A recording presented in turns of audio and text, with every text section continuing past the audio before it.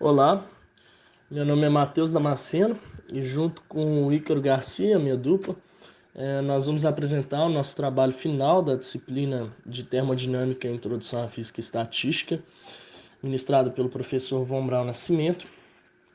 E o tema do nosso trabalho vai ser o gás ideal quântico e sua descrição dentro da mecânica estatística, né? Então, para começar, eu vou falar primeiro de partículas idênticas, que num contexto quântico, a gente tem o primeiro ponto, né, a ser notado é que duas partículas idênticas elas não podem ser distinguidas uma da outra. Isso é chamado de indistinguibilidade quântica. Se a gente tem um sistema com duas ou mais partículas idênticas, né, então se a gente nomear uma das partículas partícula 1, por exemplo, e a outra partícula 2, e trocar elas na nossa função de onda, o sistema não vai poder alterar, porque a gente não consegue distinguir entre a partícula 1 e a partícula 2, se elas forem idênticas. A implicação disso na função de onda total do sistema é que ela deve ser ou simétrica ou antissimétrica em relação à troca de índices da partícula. Então, uma função vai ser simétrica, né, em relação à troca de índices se, quando a gente fizer essa troca, ela não mudar a sua forma, ela vai ser igual à função original, que não foi trocada, né? Agora, ela vai ser antissimétrica se, quando a gente trocar o índice de duas partículas, ela alterar o sinal dela. Ela passa a ser menos a função original, em que as partículas não foram trocadas. Mas isso não vai ter nenhuma, não vai acarretar em nenhuma mudança para o sistema, porque o que importa mesmo é a densidade de probabilidade, que é dada pelo módulo quadrado da função de onda. Então, de fato, a gente põe um sinal de menos, não vai mudar a descrição do nosso sistema. Então, para começar, né, a descrição, a gente vai começar falando do sistema com duas partículas idênticas, e a gente vai considerar que elas não interagem uma com as outras, elas são partículas não interagentes. O que isso significa? Isso vai significar que o hamiltoniano do sistema vai ser dado por esses dois termos, o H1 e o H2, o hamiltoniano da partícula 1 e da partícula 2, e o hamiltoniano de cada uma delas, né, o hamiltoniano da jésima partícula é dado por P quadrado sobre 2 vezes a massa, mais o potencial atuando naquela partícula. E não tem nenhum termo de interação entre as duas partículas. Isso significa que a gente vai poder separar a função de onda do sistema em um produto da função de onda da partícula 1 vezes a função de onda da partícula 2. E para cada uma delas a gente vai ter essas equações de alto estado, né? H1 psi1 de R1 é igual a energia da partícula 1 vezes psi1 de R1. E H2 psi2 de R2 é igual a energia da partícula 2 vezes psi2 de R2. Então, aqui está o nosso hamiltoniano, né? H1 mais H2, o hamiltoniano de cada partícula, o HJ, e as equações de alto valor e alto estado para cada uma das partículas, né? E considerando isso, a energia total do nosso sistema, né, que é dada pelas energias obtidas em cada uma dessas equações, né, ela vai ser igual à soma da energia da partícula 1 com a energia da partícula 2. Como é possível ver aí nessa forma. E a função de onda total do sistema vai ser uma combinação linear do produto das autofunções. Ou seja, a gente vai ter que fazer uma combinação linear entre o produto psi1 de R1 e psi2 de R2 com o produto de psi1 de R2 e psi2 de R1. Aí, essa combinação a gente vai ver agora que ela pode envolver tanto um sinal de menos quanto um sinal de mais, e isso vai acarretar consequências diferentes para nossa descrição aí do sistema, né? Aqui a gente denota a energia de cada partícula pelo epsilon minúsculo aí, como a gente pode ver com o índice de cada partícula, e a energia total vai ser denotada por esse E maiúsculo. Então, fazendo agora a combinação linear do produto dessas autofunções, ela pode envolver um sinal de mais ou de menos, conforme eu disse. Para a função simétrica, ela vai envolver um sinal de mais, e para a função antissimétrica vai envolver um sinal de menos. Eu vou mostrar aqui agora como que isso é feito. Aqui, a função de onda antissimétrica, né, o psi-A, ele é dado por 1 sobre raiz de 2, que é o fator de normalização, vezes psi1 de R1, psi2 de R2, menos psi1 de R2, psi2 de R1. Então, o que acontece? Se a gente trocar o índice das partículas, se a gente trocar a partícula 1 pela partícula 2, a gente vai ter psi1 de R2, psi2 de R1, menos psi1 de R1, psi2 de R2. O que vai ser menos a função original, né? Com o índice ainda não tendo sido trocado. O que significa, né, que essa é a combinação linear que fornece a função de onda antissimétrica. E já para a função de onda simétrica, aqui embaixo, a gente tem novamente esse fator de 1 sobre a raiz de 2, de normalização, né, multiplicado por psi1 de R1, psi2 de R2, mais psi1 de R2, psi2 de R1. Então, se a gente troca a partícula 1 pela partícula 2, no final das contas a gente obtém a mesma função, porque a gente vai ficar com 1 sobre raiz de 2 vezes psi1 de R2, psi2 de R1, mais psi1 de R1, psi2 de R2. Aqui, as partículas que são descritas por função de onda antissimétrica, elas são chamadas de férmions. E as partículas que são descritas por função de onda simétrica são chamadas de bóson. Esses dois tipos de partículas, eles seguem estatísticas um pouco distintas. Os férmions seguem a estatística de Fermi-Dirac e os bósons a de Bose-Einstein. Daí o nome delas. A gente vai definir essas estatísticas mais para frente. Tem outra coisa importante a ser notada aqui, é que os férmions, né, as partículas que têm função de onda antissimétrica, elas sempre vão ter spin semi-inteiro, ou seja, 1 meio, 3 meios, 5 meios e assim por diante. Isso é uma coisa que é sempre observada na natureza. Já os bósons, que são partículas que são descritas em função de onda simétrica, elas vão ter sempre o spin inteiro. Então elas vão ter spin 0, 1, 2, 3 e assim por diante. Alguns exemplos de férmions são o elétron, o próton e o nêutron. E alguns exemplos de bóson são, por exemplo, o fóton ou o átomo de hélio. Aqui a gente vai dar um exemplo, que é um sistema que tem 3 orbitais distintos possíveis. Orbitais a gente usa para denotar um estado quântico, né, de uma partícula, um conjunto de números quânticos. Então, para os férmions, a gente vai ter, né, um sistema com 2 partículas idênticas, 2 férmions idênticos, a gente vai ter as seguintes combinações possíveis. Uma das partículas vai estar no estado 1 e a outra no estado 2, uma no estado 2 e outra no estado 3, ou então uma no estado 1 e outra no estado 3. Aqui estão as funções de onda aí. E a gente não vai poder ter, por exemplo, as 2 partículas no estado 1. Isso é proibido, porque se a gente for analisar, né, a função de onda antissimétrica, quando as 2 funções de ondas têm o mesmo índice, ela vai zerar. Quando você usa a fórmula, né, da função de onda que a gente definiu no slide anterior, aqui eu vou mostrar essa fórmula agora.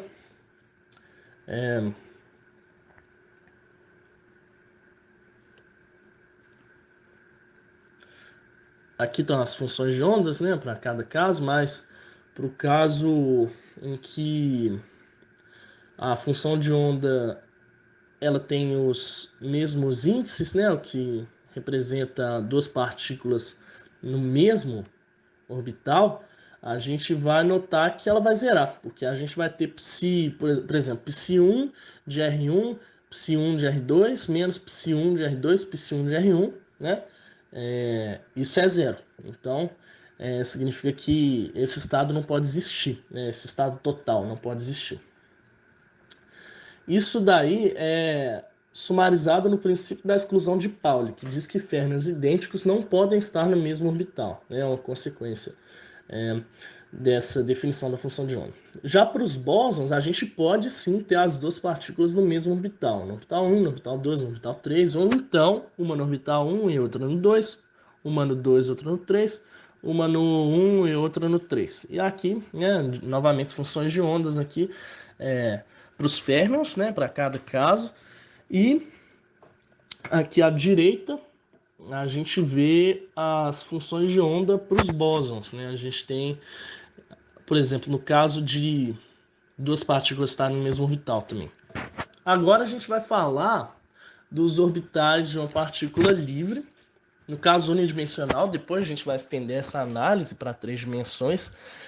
Mas primeiro, por simplicidade, vamos tratar do caso em uma dimensão. Então a gente considera uma partícula com uma massa m numa região do espaço de comprimento L. Então, a gente vai ter aí a equação de alto estado para essa partícula, né? H psi é igual a epsilon psi de x, né? Porque é unidimensional essa análise nossa. O hamiltoniano de uma partícula livre é P2 sobre 2m, né? O operador momento, o operador P, ele é menos h bar e h bar vezes d dx, vezes a derivada em relação à posição. Então, o operador momento ao quadrado vai ser menos h barra quadrado, derivada segunda em relação à posição. Então, usando isso na equação, né, de alto valor, a gente obtém que a função de onda, o psi de x, é uma exponencial complexa, dada por c, que é uma constante, né, multiplicado por e elevado a i kx, ou seja, é uma solução oscilatória, uma solução periódica também. E a energia, né, o epsilon, ele também é dado pela equação de alto valor, e seu valor vai ser esse daqui, h barra quadrado, k quadrado, sobre 2m. Então, o que a gente vai fazer? A gente vai adotar condições de contorno periódicas, o que significa que a função de onda vai ser periódica, né? Que é uma característica dessa solução que a gente encontrou. Então a gente vai ter psi de x igual a psi de x mais L. Então a gente encontra uma condição aí de quantização para o K. Ele vai ter que ser 2π sobre L vezes N, com N sendo um número inteiro, pode ser 0, mais ou menos 1, mais ou menos 2 e assim por diante. E a gente impõe outra condição, a gente faz o L, o comprimento L, ser muito grande, tão grande quanto a gente queira, de forma que a gente pode somar as funções de K, aproximar essa soma por uma integral, né? Então essa integral vai ficar sendo igual a L sobre 2π vezes a integral de f de k dk. Para o caso tridimensional, vai ser basicamente a mesma coisa. A gente só vai mudar aí na função de onda. A exponencial complexa vai ser exponencial de i vezes k escalar r, né? Agora k e r são vetores. O k ele é separado nessas componentes aí que a gente vê, né? Componente x, componente y, componente z. Esses L1, L2 e L3 são as dimensões do volume em que a partícula está, né, no espaço tridimensional. E a gente tem agora, para cada componente, a gente tem um número quântico diferente. A gente tem o M1, o M2 e o M3, que novamente, né, podem ser números inteiros, de 0, mais ou menos 1, mais ou menos 2, mais ou menos 3, e assim por diante. E a expressão para energia é a mesma, né?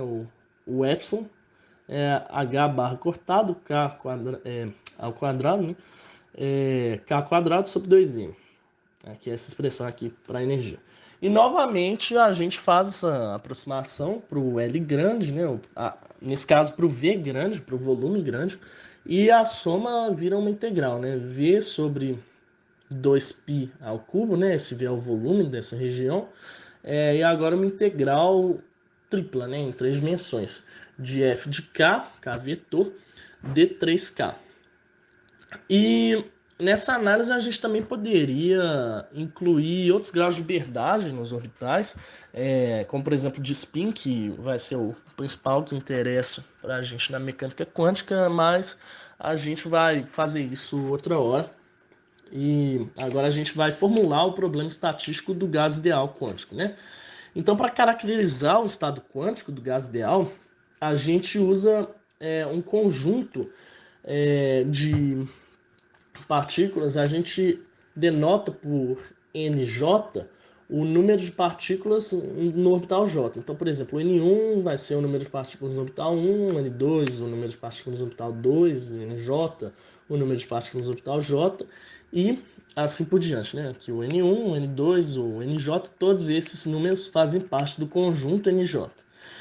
Mas os valores que o NJ pode assumir são diferentes dependendo da partícula que a gente está considerando. Para férmions, o NJ só pode ser 0 quando não tem nenhuma partícula nesse estado, ou 1, porque a gente não pode ter mais de uma partícula, mais de um férmion idêntico no mesmo estado quântico. Então, o NJ fica restrito a 0 ou 1. Já para os bósons, a gente não tem essa restrição, né? Não precisa ser 0 ou 1. Pode ser qualquer número de 0 a n, onde n é o número total de partículas, né? O número total de partículas é dado aqui embaixo, né? Ele é dado pela soma dentro desse conjunto.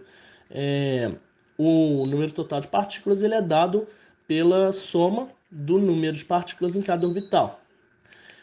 Então, a gente pode também determinar a energia de cada estado quântico, né? A energia do estado quântico NJ, como sendo a soma da energia do produto da energia de cada estado, essa é a energia total, com o número de partículas naquele estado. Então, para o tratamento estatístico do gás ideal quântico, a gente vai ter interesse em saber quantas partículas estão em cada orbital. A gente primeiro vai usar para isso o ensemble canônico, em que a gente vai calcular a soma sobre os números de ocupação, mas a gente tem nesse ensemble essa restrição que o número total de partículas deve ser fixo. Então a função de partição vai ser dada por essa soma aí, né, com o número n de partículas fixo. Aqui a gente tem a soma do EJ/NJ, né, a soma para cada J, que é igual à energia total do sistema. Isso vai ser a função de partição do ensemble canônico.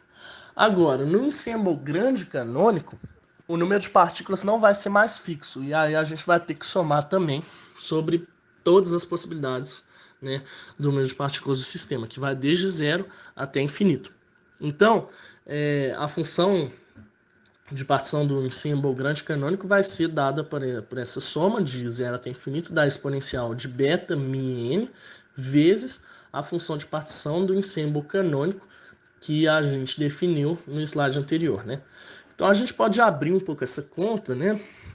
Aqui essa exponencial que estava no ensemble, na função de partição do ensemble canônico, a gente pode abrir essa conta usando essa exponencial e depois de algumas manipulações, né, usando propriedades da exponencial, por exemplo, o produto de duas exponenciais dá, né, obviamente, a exponencial da soma. Então, com base nisso, a gente encontra lá no final que essa função para o ensemble grande canônico é dado pelo produto da soma da exponencial de menos beta vezes EJ menos mi, né, que é esse termo aqui, vezes n, a soma dos n estados possíveis dessa exponencial e o produto dos j orbitais dessa soma. Então, a gente vai tratar agora de dois casos diferentes, né? Primeiro, a gente vai tratar o caso da estatística de Bose-Einstein, né? Que a gente vai fazer essa conta para bósons. Então, para bósons, conforme a gente viu, os valores que o n pode assumir são qualquer um, de 0 a infinito. Não tem nenhuma restrição no valor que n pode assumir. Então, essa soma vai de 0 até infinito também. Essa série ela é igual, né, a 1 sobre 1 menos a exponencial de menos beta vezes EJ menos mi. E com isso, tirando o ln dessa função, né, tirando o logaritmo natural, que é o que vai interessar para a gente vai encontrar que ele é igual a menos a soma em j do logaritmo de 1 menos a exponencial de menos beta vezes EJ menos mi. E com isso, né, o valor esperado do número médio de ocupação do JS orbital, que é a grandeza que interessa para a gente no contexto da mecânica estatística, né, são as médias, né, os valores esperados, a gente usa essa fórmula, que o valor esperado é menos 1 sobre beta vezes a derivada em relação aos EJ do logaritmo de sigma maiúsculo, né? E esse EJ é a energia de cada orbital, né? Conforme a gente definiu antes. Então, o valor esperado, né? Conforme essa fórmula, usando o ln de sigma, vai ser 1 sobre a exponencial de beta vezes εj menos mi, isso menos 1, essa exponencial menos 1, né? Então, essa é a estatística de Bose-Einstein. Para a estatística de Fermi-Dirac, né, que descreve os férmions, a gente vai ter, né, que os valores permitidos para o n são apenas 0 e 1, né, conforme aquela restrição que a gente impôs. Aí, com isso, a gente vai ter que essa soma de 0 e 1, né, dessa exponencial, quando a exponencial for 0, ela vai ser igual a 1, né, a exponencial de 0 é igual a 1, e quando n for 1, a gente vai ter exponencial de menos beta vezes εj menos mi. Então, tirando o logaritmo do sigma, né, a gente encontra que ele é dado pela soma em j do ln de 1 mais exponencial de menos beta vezes εj menos mi. Usando novamente a fórmula para o valor esperado no número médio de ocupação do j-ésimo orbital, né, o menos 1 sobre beta vezes derivada em relação a εj do ln de sigma, usando o sigma que a gente encontrou aí em cima, vai ser 1 sobre a exponencial de beta vezes εj menos mi mais 1. E isso a gente encontra que esse número médio, esse valor esperado, né, do número médio, ele está de acordo com o princípio da exclusão de Pauli, porque essa exponencial ela vai ser sempre maior que zero, então o denominador vai ser sempre maior que 1. Então, o valor médio vai estar sempre entre 0 e 1, o que significa que não tem violação do princípio da exclusão de Pauli. Então, agora eu vou passar para o Ícaro, que vai detalhar, vai continuar a detalhar as estatísticas do gás real quântico, falando agora primeiramente do limite clássico, né, da aproximação para a distribuição clássica, que é a distribuição de Maxwell-Boltzmann.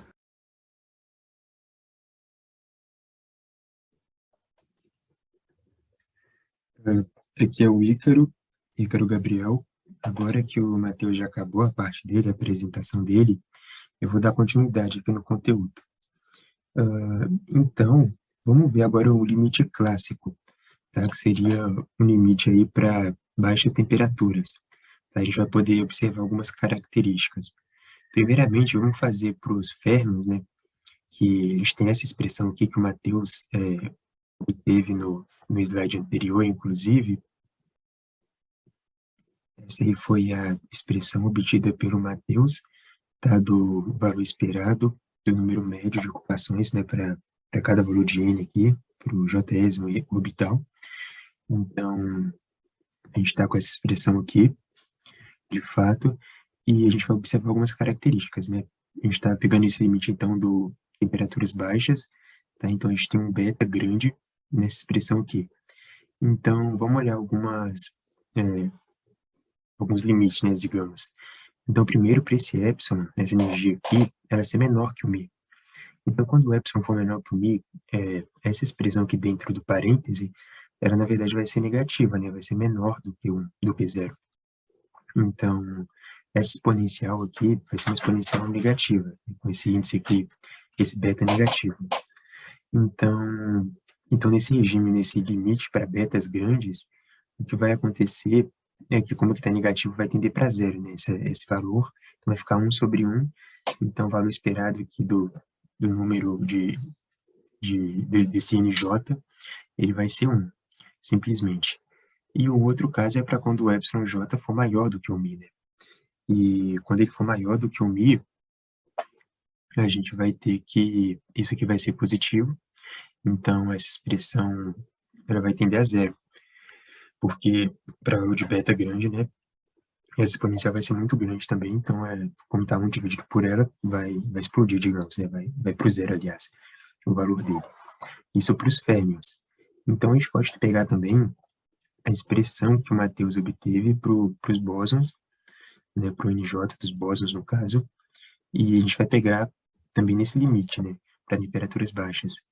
Então, com esse beta grande, na verdade, para os bósons, a gente vai ter que esse valor aqui esperado ele vai ser aproximadamente zero, tá? Para a grande maioria dos orbitais, exceto para energias mais baixas. Então, quando as energias forem mais baixas aqui, né, a gente vai ter isso daqui vai ser que esse valor aqui vai ser vai se aproximar de 1, né, digamos assim, e valores de energia mais baixos, ele vai, na verdade, o NJ vai ser para valores maiores de 1, bem maiores.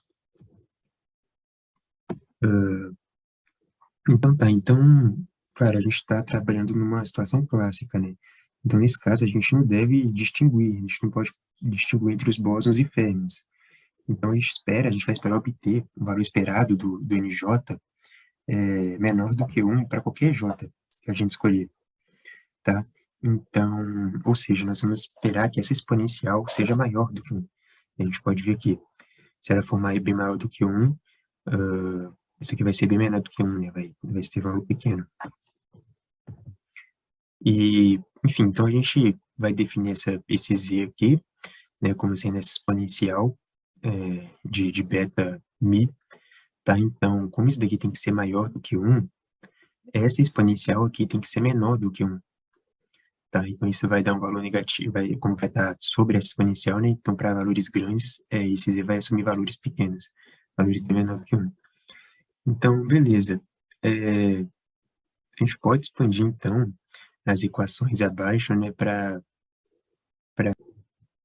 gente pode expandir essas aqui são as fórmulas do ensemble grande canônico, né, para os dois tipos de partículas, né, tanto para o férmions quanto para os bósons aqui. Então, a gente pode expandir ela para essas equações para valores pequenos de z, né? Ou seja, para essa parte aqui da exponencial, com esse beta multiplicando mi aqui, para valores pequenos dele. Beleza, então, fazendo isso, a gente vai obter, aliás, tá aqui. Tá, então, expandido aqui para o z pequeno, a gente vai obter essa expressão aqui, tá, para esse ln de xi, e essa expressão aqui para o valor esperado do nj. Então, a gente pode fazer pegar os valores predominantes, né, os termos que dominam aqui, né, truncar essa série aqui, e a gente vai ter essas duas expressões aqui, tanto para o ln de xi, tanto para o valor esperado do nj, né? Isso daí nesse regime do z pequeno, essa expansão. Então, beleza. Então, a gente pode, a partir disso, utilizar, né, aqueles valores de energia que o Matheus já até apresentou anteriormente, e a gente pode fazer algumas manipulações, tá? Então, a gente vai pegar esse valor aqui para o εj, aí a gente vai simplesmente substituir nessas equações, né, que está substituído, E, de fato, a gente pode também fazer aquela aproximação, né? Aquele limite termodinâmico, né? Onde a gente vai transformar essas somas aqui, nos graus de liberdade de translação, né? A gente vai substituir ela por uma integral. Então, fazendo isso, a gente obtém essa expressão aqui, tá bom? E a gente resolvendo a integral, né? A gente obtém essa expressão final pro L do xi aqui. Beleza, então a gente pode reescrever essa, essa, essa expressão que a gente obteve, né? A gente pode reescrever ela meio que agrupando aqui essa, esse termo aqui multiplicando dentro do próprio V, né? A gente chamou de VZ aqui, tá? Então, beleza, a gente obtém isso. E então a gente pode obter o que seria tipo o valor, o número médio, né, de partículas, no fim das contas, porque a gente vai estar somando sobre todas essas partículas, né, com esse J aqui variando, sobre valores médios. Então a gente vai obter que o número total dessa partícula, né, que isso aqui está simbolizando, ele vai ser, na verdade, ele simplesmente o Z, né, a gente já definiu esse Z aqui, a gente vai derivar essa expressão em relação ao Ln de Z, né? O Z está dentro do VZ aqui, no caso. Pode até voltar aqui para ver. Esse daqui que é o valor do Z. Então, beleza. Então, a gente obtém essa expressão para esse valor N aí do número termodinâmico, né, das partículas. Então, a gente pode simplesmente isolar o que seria o nosso Z, né? A gente pode isolar essa exponencial aqui. A gente pegar essa expressão. Fazendo isso, a gente pode até voltar aqui para ver. Então, a gente pode simplesmente pegar esse daqui, que é o nosso Z, nessa expressão anterior. Isso aqui é igual ao Ln do xi, né, que é ao, igual ao próprio N. Então, a gente pode isolar esse exponencial de beta mi, né? Passando o N para cá, dividindo. Enfim, a gente vai ter essa expressão. E essa expressão é muito interessante, porque a gente viu que no nosso limite, a gente estava querendo que esse valor aqui assumisse valores bem pequenos, né? A gente viu aqui atrás, olha, esse z aqui, que é exponencial, ela deveria assumir valores pequenos. Então, a gente chega no resultado aqui interessante de que essa expressão, ela tem que assumir valores pequenos, né? Valores bem menores que 1. Então, a gente pode tirar algumas informações por meio dessa expressão que a gente atingiu. Então, para entender o significado dessa desigualdade, a gente pode observar a seguinte coisa. Primeiro, a gente pode observar que esse A aqui, essa grandeza aqui, né, ela dá uma ideia para a gente da distância intermolecular típica, né? Que a gente está pegando o volume aqui e dividindo pelo que seria o número de partículas, tá? Claro, tirando uma raiz cúbica aqui, né? Porque, enfim, aqui é tridimensional esse volume. E, e além do mais, a gente pode também definir o comprimento de onda térmico, né, de de Broglie, dado por essa expressão aqui. Então, por meio dessas duas expressões aqui, a gente também pode definir, né, ou verificar, enfim, essa expressão para energia típica, enfim, uma expressão que a gente já conhece, né, 3.000 de kBt, e uma expressão também para velocidade típica. Então, por meio dessas duas expressões, a gente pode definir a frequência de de Broglie, né? Porque, enfim, a gente tem energia, o que seria, então a gente vai dividir para a constante Planck, né, por H, a gente tem o que seria a frequência de de Broglie. E por meio dessa frequência e também dessa velocidade aqui, a gente usando aquela relação típica, né, de velocidade, frequência, comprimento de onda, a gente pode chegar no comprimento de onda térmica. É simplesmente substituindo V e a velocidade e a frequência aqui, né? A gente tem essa expressão final. Então, ou seja, a gente voltando aqui nessa desigualdade que a gente obteve, a gente pode observar que se a gente passar o V para cá, né, e passar o N também, e tirar uma raiz cúbica de tudo isso, a gente vê que a gente chega exatamente nessa expressão aqui. A gente vê que o V sobre N, a raiz cúbica, ele vai ser muito maior que, que o lambda T, tá? Então, ele vai ser muito maior que esse comprimento de onda térmico, né? Ou seja, a distância intermolecular típica é muito maior do que o comprimento de onda térmico. Então, enfim, isso vai de acordo com as expectativas usuais da mecânica quântica, né? E algumas coisas que a gente pode ver aqui, né? A gente pode ver, então, que que as expressões clássicas, né, ela vai ter que obedecer um regime diluído, ou seja, um regime onde você vai ter uma baixa densidade, tá? Então, enfim, o que é o volume dividido pelo número de partículas, né? Dá essa ideia de densidade. E a gente vai ter para temperaturas altas também, né? Porque essa temperatura alta aqui, essa expressão vai tender a ser menor. Beleza.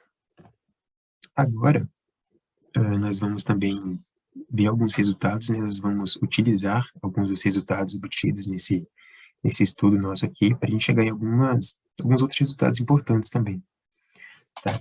O primeiro de todos aqui, a gente vai usar essa expressão que já foi obtida anteriormente lá pelo Matheus, né? Essas duas expressões aí. E então, por meio dessas expressões aqui, a gente vai chegar no resultado da distribuição de Maxwell-Boltzmann, né? Que é um resultado bem famoso aí, que pode ser obtido enfim, de várias formas. Então, a gente vai obter ele aqui. Para isso, a gente vai simplesmente escrever, né, a expressão aqui desse ln, a gente vai escrever ele dessa forma aqui, né, utilizando a expressão do z. Esse z nada mais é do que esse exponencial, né, de menos beta multiplicando mi aqui. Então, a gente tira ele para fora e a gente tem esse resultado. Então, a partir dele, a gente pode achar o número termodinâmico de partículas, né, achar o número n aqui de partículas, né, enfim, multiplicando por z e derivando, em relação a z também. Enfim, uma derivada simples, parcial, e a gente obtém essa expressão.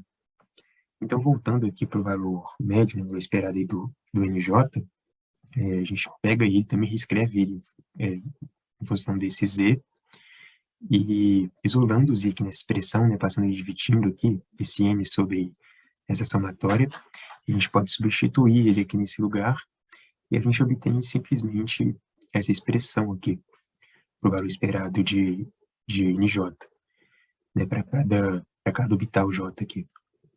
Então, dividimos pelo número n de partículas, e a gente obtém essa expressão.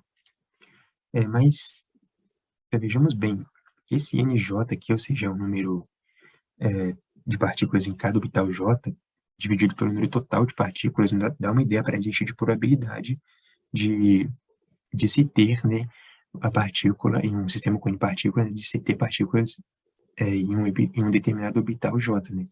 Dessa ideia de probabilidade. Então, enfim, a gente vai pegar essa expressão, né, e justamente por meio dessa ideia de probabilidade, a gente vai substituir esse epsilon aqui por essa expressão aqui de energia que a gente já tinha visto e fazer algumas manipulações, tá? Algumas manipulações matemáticas simples também.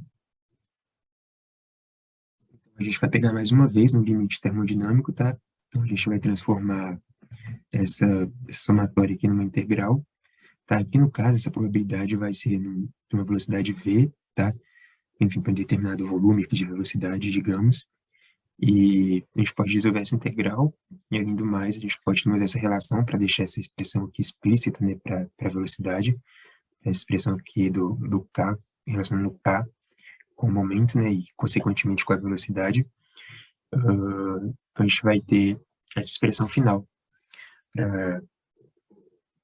enfim, para a distribuição de Maxwell-Boltzmann, né, que é a expressão clássica aí.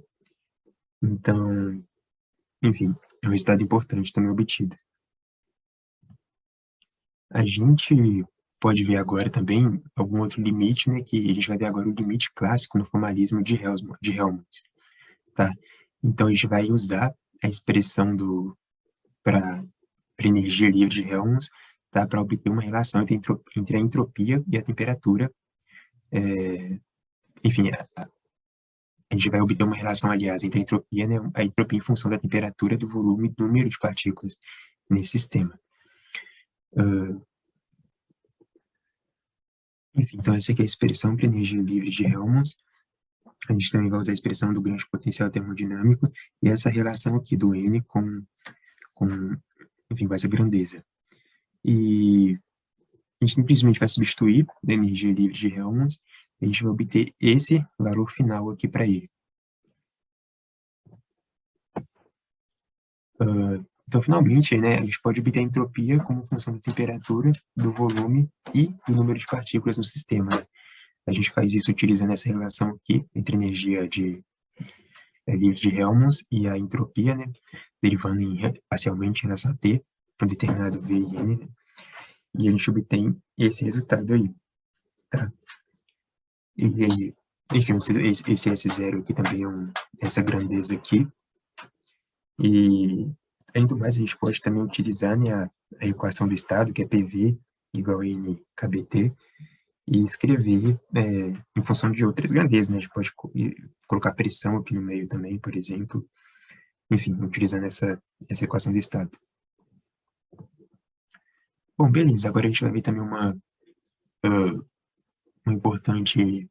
outro importante resultado, né? A gente vai estudar um pouco o gás diluído de moléculas diatômicas, né?